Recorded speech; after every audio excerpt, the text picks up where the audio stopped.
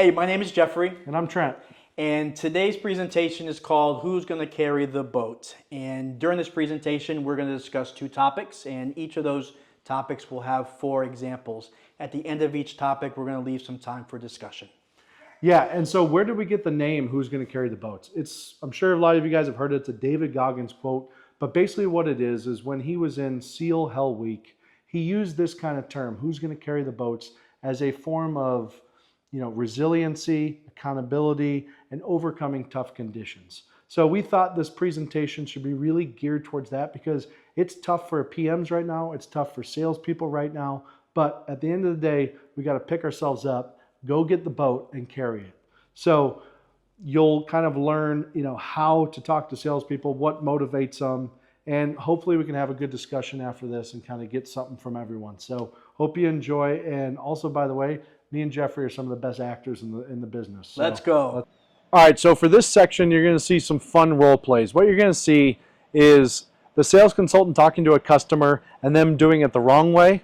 Then you're going to see a project manager kind of having a coaching session with the salesperson to kind of teach them and ask them how they might have been able to do it better and then possibly come up with a solution with them. And then number 3, you'll see the sales consultant actually talking to the customer again, the same scenario, but with that different outlook. Now, some of these scenarios are obviously exaggerated a bit, but this is really just to elicit some discussion. So please pay attention closely, and then after each section or after each role play, we're going to pause and we're going to discuss it as a group of maybe better ways that you can overcome these objections, maybe some similar objections that you have and how you've dealt with them in the past, and maybe what your salespeople are currently struggling with or excelling at. But the goal is to get some conversation here. So watch the next section, enjoy, and let's talk after each one.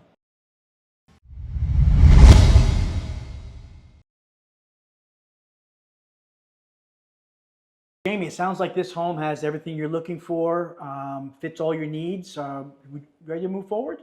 I mean, I want to, but the builder across the street, it's the same, similar floor plan, same square footage, and it's about $50,000 less. Yeah, it's a big difference. It is. I mean, I guess I could go to my boss and ask them if we can give an incentive or something to cover that $50,000 difference so we can match it. But just remember, Jamie, that builder across the street, they're trash. They're going to give you a junky house. I mean, it's not really nice. Really? Yeah. Jeffrey. Yes, sir. I overheard you over there. Yeah. So, hey, great job on asking for the sale. That's very important. How'd you feel like you did on that? Well, you're talking to me, so I probably could have done better. Listen, we can all do better on everything, right? But I would say one of the things that you can improve on is, number 1, when they immediately jumped over the $50,000 price point, you went right to not defending our value, not defending our quality. You went right to, let me ask my manager, right? And so what do you think a better solution to that would be first? I think I probably could have done a better of reminding them of building value in some of the intangibles, some of the things that you can't touch or feel, and asking maybe what's that worth to them. Okay, cool. And do you think we should share maybe your pointed opinions about the other builder? That probably wasn't the best choice of words to use, or Yeah, that's fine. I mean, and then listen, I don't disagree with but you. they are trash. Let's sell from a position of strength, though, right? We don't need to trash anyone else or talk about bad quality with other builders. Okay. We stand on our laurels here at David Weekly because we build a darn good home and give a great service. We do. So kind of explain that value instead. And I think if you just tweak those 2 things, Yeah. you might be able to overcome that objection. Okay. I'll try my best, boss. All right, let's do it. Thank you.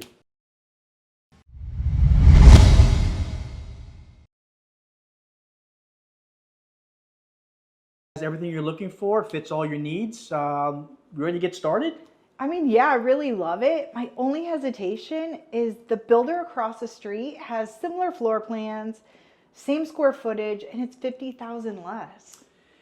Yeah, I appreciate you saying that. I've had others also suggest that. But remember the couple things that we talked about, some of the intangibles about David Weekly Homes. Remember we talked about your own personal builder with weekly phone calls. Remember the warranty representative was going to meet you at 11 months. Yeah. Do you remember the buyer portfolio that gives you all the instructions on how to live in your home and how to use? What are those things worth to you? If you can put a dollar amount on those items, what would that be worth to you? What's peace of mind worth to you? Yeah, that's valuable. Yeah, and you would agree that separates us from the competition, doesn't it? It does. Yeah, it's a big difference. It does. With that said, does that make you feel more comfortable? Are you ready to move forward? It does. Okay, Yeah. let's do it, Jamie. All right.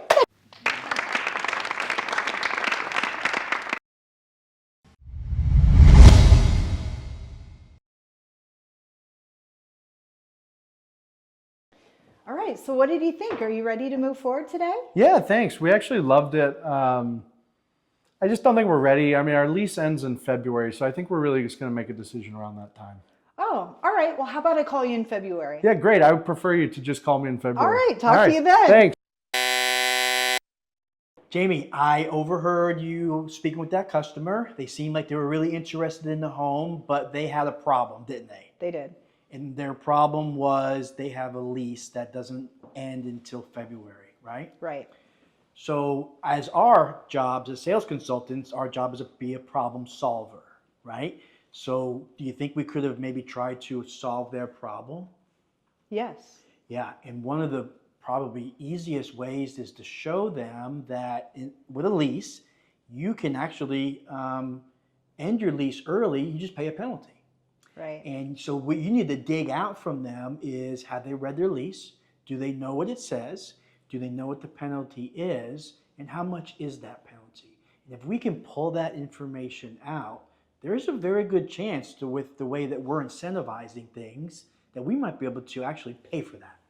So we can even give them that as an incentive, right? But the only way we can do that is if we pull out enough information Right. and find out how can we solve their problem, right? Do you think we could try that again? Yeah, absolutely. Okay, cool.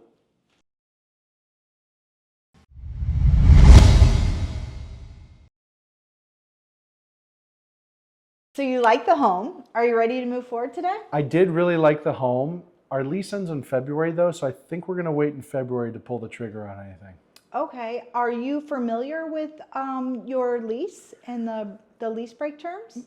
Not really. We just kind of signed the lease right when we moved down to Florida. Okay. Well, in Florida, most leases will allow you to pay 2 months of the amount of rent to Okay. break your lease.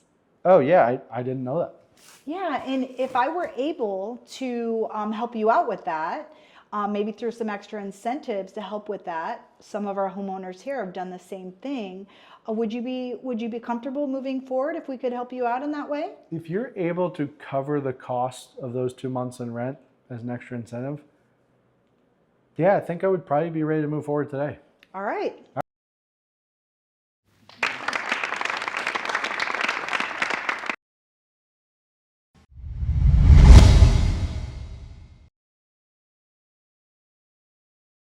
I was just wondering if you guys had any incentives.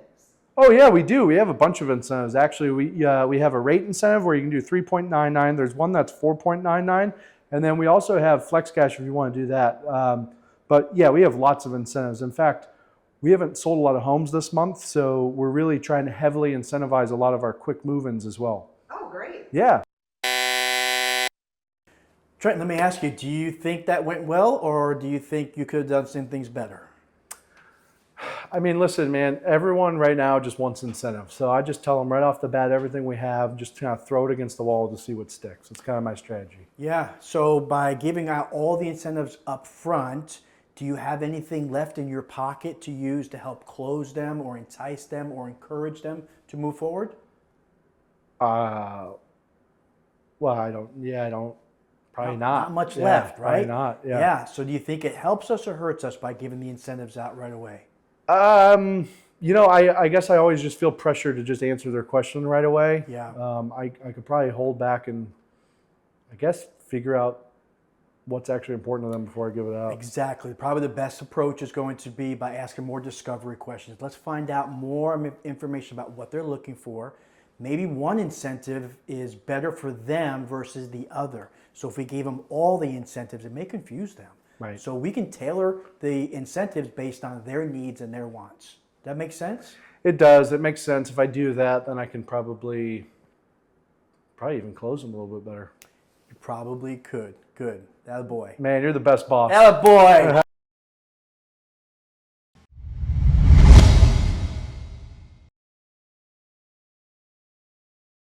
Hi, I was wondering if you guys had any incentives. We do. We have some really good ones. The great thing about David Weekly Homes being a private builder is we're able to tailor our incentives to what you actually need.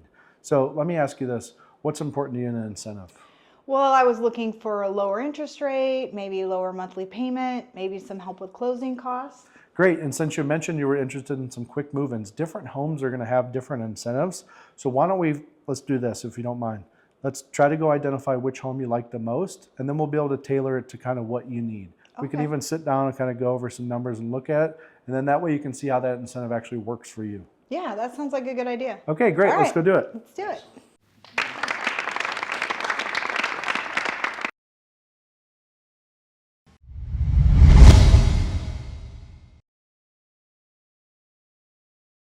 Jamie, it sounds like this home has all the things that you're looking for and it checks all the boxes. What do you say we get started and make it yours? Yeah, I mean, if you could maybe take another $20,000 off the price, I would consider that. Yeah, we might be able to do that. I just need to ask my manager. Okay, yeah, let's do that. Okay. So Jeffrey, how did you think you did closing Jamie? Well, I did ask for the sale, but I sort of just jumped right into the answer. Sure. So what is your strategy when they ask you for extra incentive? Because I know on that one, you just said you would ask your manager right away without any pushback, kind of figure out where that number came from. And then there wasn't that give and then get, right? Because if we're going to give, and we're in a market right now where we might have to give some extra incentive, but we have to usually get something back for that. Yeah. So, you know, what are some things you think that we could get back that are not just monetary that might be of value to us? Yeah, I probably could have asked them if they're ready to commit today. Okay. I can probably have asked them if they were willing to close this month. Sure. Since we have the time. So yeah, I would just kind of frame it as, I'm not saying we're not going to give extra incentive. I know what market we're in, but we always have to try to get something back. So I think those two things are great. So next time in a scenario like that, maybe say, hey, instead of just saying, hey, I'm going to ask my manager right away, say, hey, let's get some commitment. Are you able to close this month? You know, are you able to put down a bigger deposit? Are you able to sign the contract today? Try to think of some of those things next time you're in that scenario. Okay, we'll do. Okay? Got it. All right, but good job. Thank Good job, you. all right? Thank you. Yeah.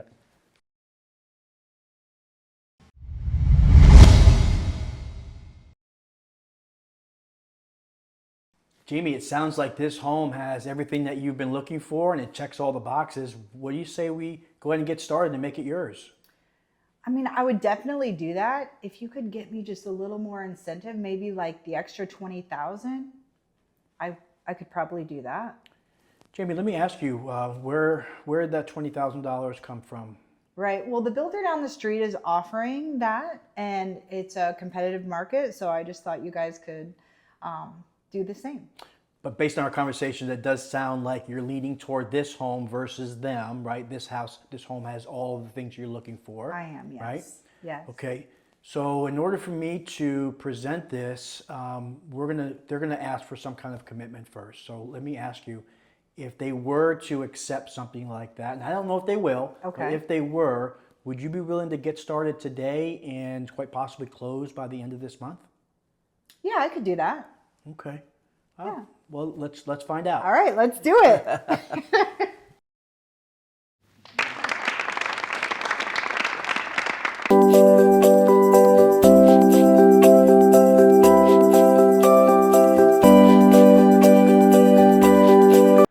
All right, this next part is going to be me and Jeffrey quickly discussing two topics each that we feel important going on in the sales world right now.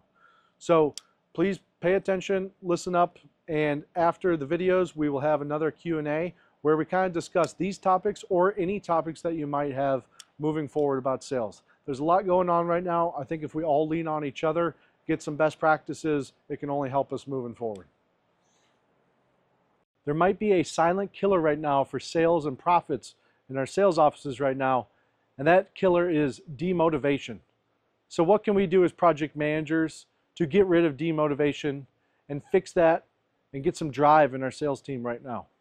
Okay, I think there's 3 pillars that we can really focus on. Number 1 is the money. This is the engine. This is why salespeople go into sales and work weekends. It's for money. Number 2 is their why. Not talking about extrinsic reasons why, but intrinsic reasons why, right? Why do they choose to do this job and drive to work every single day? And then number 3 is going to be public recognition and private recognition. It's creating a positive recognition environment. And with these 3 pillars, we're going to turn our salespeople from demotivated to motivated and ready to sell some homes. First is the money, right? This is the engine. So what can we do as PMs to make sure that salespeople are being properly motivated by money? Obviously, we have very good compensation plans for the sales team, but sometimes with the long sales cycle and over the course of a year or to-be-builts, those goals can seem really far away.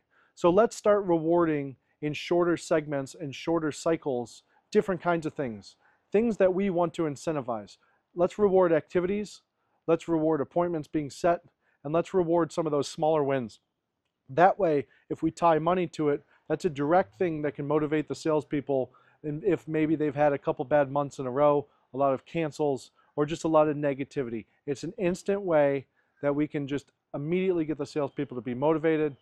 Number 2 is the why, right? This is the fuel. So even the best engines run out of fuel, and that's why this one is so important. So let's talk specifically about intrinsic motivations within our sales team. This is their autonomy. This is their mastery. This is their reason why they come into work.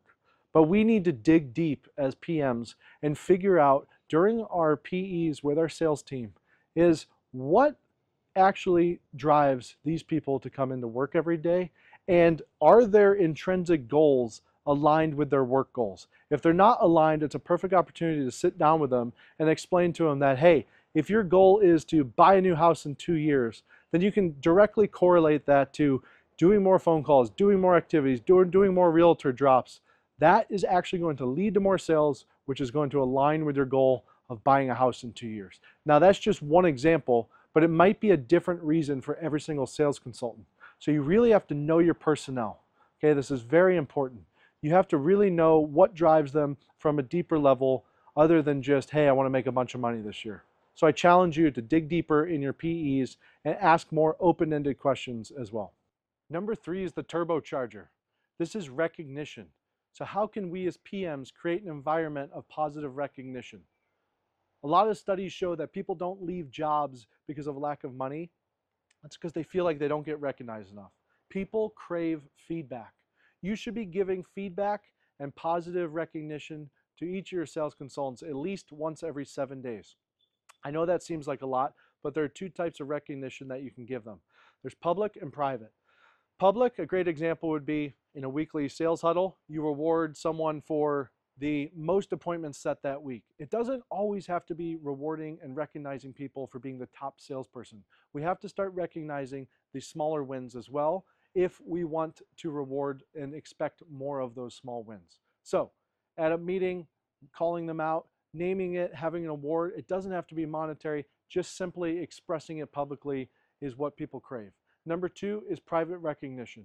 If you find your sales consultant doing something good, tell them. Send them a text, shoot them a call them on the weekend real quick and just tell them how great they did on another sale or saving a deal or coming up with a great realtor marketing plan for the month. Whatever that is that you think your salesperson did good, you need to let them know. Recognition is going to be everything, and it just turbocharges the sales engine, it turbocharges the why, it turbocharges everything. So recognize, recognize, recognize.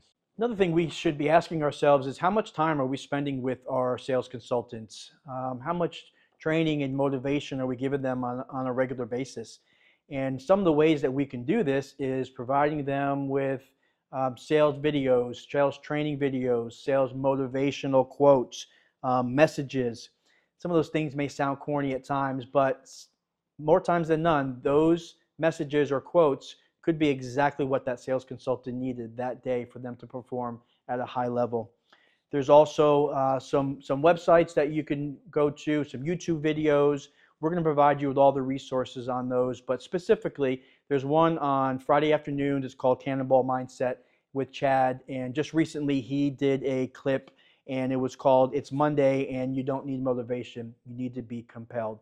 And it just briefly goes into why motivation may not be the key to success, but being compelled to do what you do. Why do we do it? And the reasons to go forward. Another one is from Jeff Shore, and he does on Saturday mornings a 5-minute sales training. And just recently, one of his proteges was on, and she talked about stop selling on incentives. And how relevant is that for today and what we're going through? So, just two small examples, but that's every Friday and every Saturday. And then also another idea is maybe some sales huddles. Maybe you get your whole team and on a sales huddle, a call, or Teams, just to spend 2 to 5 minutes with them on a Friday afternoon or a Saturday morning, get them prepared and motivated for the week. And then lastly, maybe offer the team some spiffs, maybe throw out some competition. I know a lot of people excel on competitive things, and maybe throw it out there that whoever makes the most realtor calls for that weekend will get a $50 gift card to Amazon, or whoever sells the highest volume or gives out the least amount of incentives that weekend is going to receive some sort of reward. So maybe some friendly competition between sales teams and communities maybe will help motivate them also.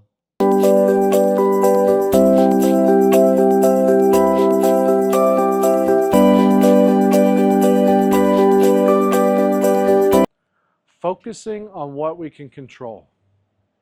Salespeople right now are bombarded with media headlines about why now is not a good time to buy. Interest rates are high, prices are high, builders are offering a bunch of incentives. There's a lot of negativity swirling around. However, as we all know, there's no such thing as a good market or a bad market. It's just the market that we're in right now. So how do we take our salespeople's attention away from all the uncontrollables and shift it more to stuff that directly they can control on a daily basis? The answer is we need to manage it. And so one of the things that's very simple is when we tell them to focus on what they can control, we need to define that in literal terms. So at your next PE, I challenge you to sit down with your sales team and make them list out on a piece of paper, hey, here's a list of stuff that we can control, and here's a list of stuff that we cannot control. This will just help them kind of get in the mindset. So some of the things that are in our control, how do our models look? How does the neighborhood look? How does marketing signage look? How does our online web presence look? How is our MLS listing showing to the public? These are all stuff that are in our control that's super easy and it's low-hanging fruit. But unless we're sitting and making an emphasis with our salespeople, this stuff can get missed quickly. And another thing that is really good is kind of reverse engineering some actual prospects that might not have signed yet. So sit down with your sales team and ask them, at what stage in the trust selling process did we miss? Was it the follow-up? Was it our discovery? You know, really sit down with them and kind of reverse engineer a couple of those. Or maybe they had a cancel recently. Let's reverse engineer what we did and could have done better on our process. There's a lot of stuff going on in the world right now, but we need to make sure that we hone in our salespeople to really focus on what they can control. Another thing, whether it's a new sales consultant or a seasoned veteran sales consultant, right now, if we're not getting as many ups as we maybe had in the past, then we're missing those reps. We're missing those practice reps. So one thing that really is important and is totally in our control right now is we need to start doing more role plays, or at least encouraging our salespeople to be doing role plays with their partners. And I don't know what that looks like from how you guys want to track that, but some of the ways that you can do are you can have your salespeople kind of record each other, send it to you. You can try to go and actually do role plays with them more. I know it takes a lot of time to accomplish these kind of role play activities, but the benefits that you get from them can really be great. And I think we all need to work harder to find a couple more minutes in our schedule to get with our people and do some actual role plays, because it's just going to have all those reps, those practice reps, not being used on the ups that are coming in the door. And lastly, we have to remember to celebrate wins. We have to look for the small wins, not just the big wins. It's easy to give recognition and a pat on the back when someone sells a house or does something spectacular. But what about the small things? What about the things that happen on a regular basis, on a daily basis? Um, Examples of these are, did your sales consultant hit all their goals for that weekend? Did they intend to make 50 realtor calls in that weekend and they did it? Do we reward them and acknowledge them for that? Um, did they schedule 14 realtor lunches over the next 6 months? Because that was their goal. Do we recognize and reward them? Do we remember what those goals were? Or are they the only ones having to remember what those goals were? A few other things is, um, are we reviewing their sales and income goal sheet with them on a regular basis? I know that's something that's maybe is filled out once and then never looked at again, but are we looking at that on a regular basis and rewarding them for those small little accomplishments as they reach each milestone? And then lastly, one great way to reward their wins is with their conversion rates.